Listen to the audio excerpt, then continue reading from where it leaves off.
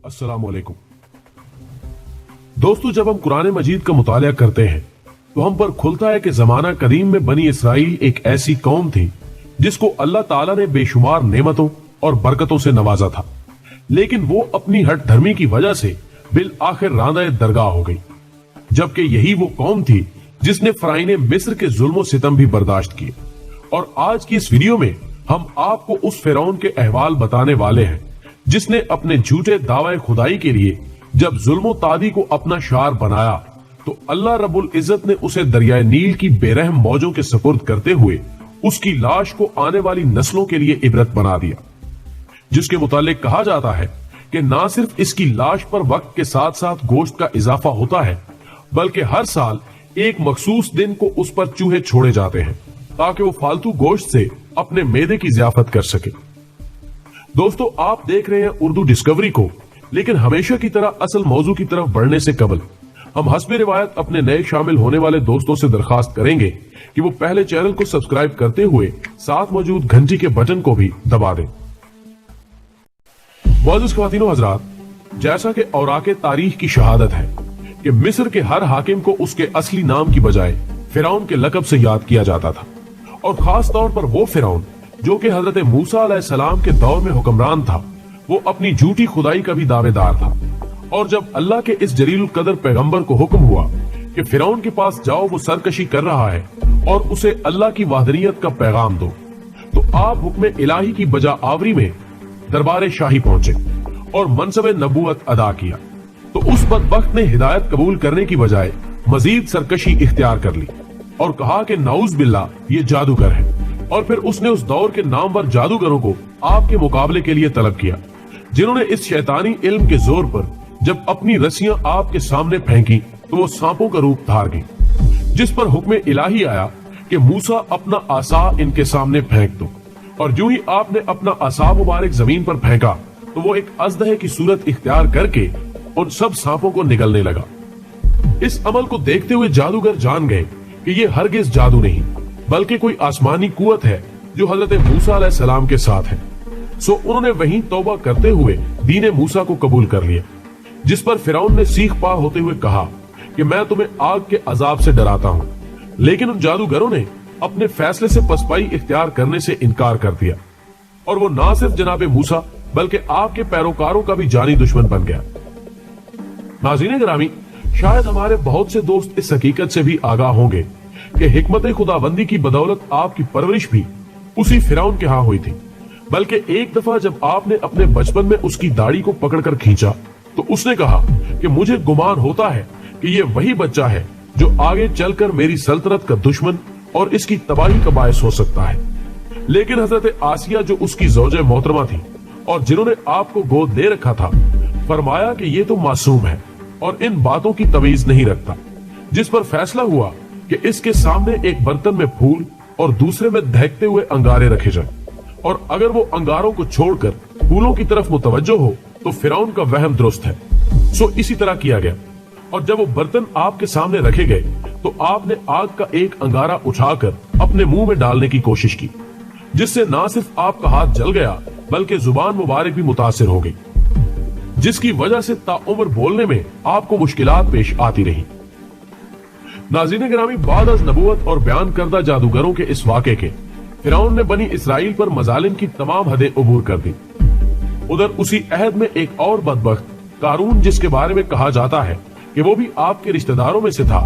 अपने दौर का इंतहाई दौलतमंद आदमी था। सो जब आपने उसके माल में से अल्लाह की राह पर खर्च करने का हुक्म दिया तो वो भी आपका मुखालिफ होकर फिरौन का साथी बन गया, जिसके बारे में मोतबर तरीन शहादतें हैं कि जनाबे मूसा के हुक्म से जमीन ने इसको इसके खजानों समेत निगल लिया,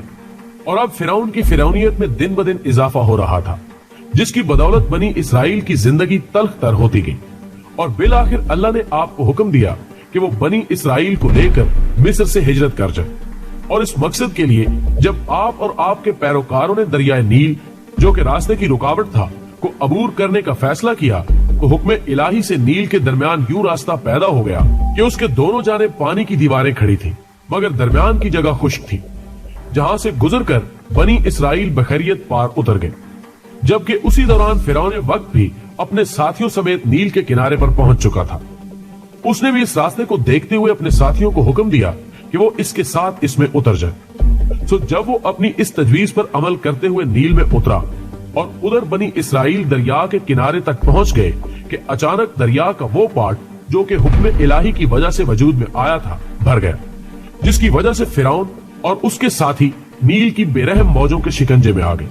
और अब उसके वो साथी जो कि उसे खुदा मानकर उसके साथ अल्लाह के पैगंबर से जंग के लिए आए थे, उन्होंने मौत को सामने देखते हुए चिल्लाकर कहा कि ऐ फिरौन, पानी को हुक्म दो कि वो हमें निगलने से बाज रहे।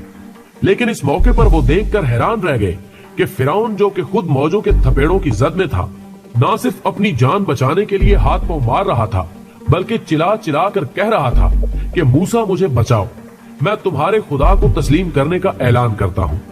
और इस मंजर को कुरान मजीद ने क्या ही खूबसूरत अंदाज में बयान किया है कि हम बनी इसराइल को पानी से निकाल कर ले गए जब फिरौन और उसके लश्कर जुल्म की नीयत से उनके ताक़ुब में चले। हत्ता कि फिरौन डूबने लगा तो उसने पुकार कर कहा कि मैं भी बनी इसराइल के रब पर ईमान लाता हूँ, लेकिन अब ईमान लाने का वक्त गुजर चुका था। सो जनाब मूसा ने कहा कि इससे पहले कि तू सरकश और जालिम था, लिहाजा अब तौबा का वक्त गुजर चुका है। मजीद अल्लाह ताला फरमाते हैं कि हम अब तुम्हारी लाश को ही बचाएंगे ताकि तुम दूसरों के लिए सामान्य इबरत बन जाओ। और अगरचे बहुत से इंसान ऐसे हैं जो हमारी निशानियों से गफलत बरतते हैं। प्यारे दोस्तों, इस पुरानी हवाले के मुताबिक ये बात बिल्कुल वाज़ेह हो जाती है कि इसका जिस्म आने वाली नस्लों के लिए बतौर इबरत महफूज कर लिया गया है, जो कि 1898 में दरिया नील के किनारे वादी शामू से एक हनूद शुदा लाश की सूरत में मिला, जिसको बाद अज़ां काहिरा मुंतकिल कर दिया गया। और उस वक्त से लेकर अब तक फिरौने वक्त की ये ममी कायरा के अजायब खाने में दुश्मनाने खुदा के लिए सामान्य इबरत के तौर पर मौजूद है, जिसका सर और गर्दन अगरचे सामने है मगर जिस्म का बाकी हिस्सा कपड़े में मलबूस है। नाज़रीन गिरामी, इस बदबख्त की लाश पर मजीद तहकीक के लिए एक शोरा आफाक डॉक्टर मोरिस ने इसके जिस्म के बाकी हिस्सों की भी तस्वीर ली और इसकी मौत के असबाब तलाश करने की कोशिश की, लेकिन बाद अज़ां इसकी लाश को फ्रांस भी ले जाया गया, जिसके बाद तमाम तहकीकात की रोशनी में यह बात सामने आई कि इसकी मौत की वजह अगरचे घर के आब होना ही था, ताहम फौरी सबब इसके सर में लगने वाली वो चोट थी जो इसकी पेशानी पर लगी और वो जहन्नुम का रिस्क बन गया। जबकि ये चीज भी सामने आई कि इसकी लाश ज्यादा अरसे पानी में मौजूद न रही, बल्कि इसे निकाल कर हनूद कर दिया गया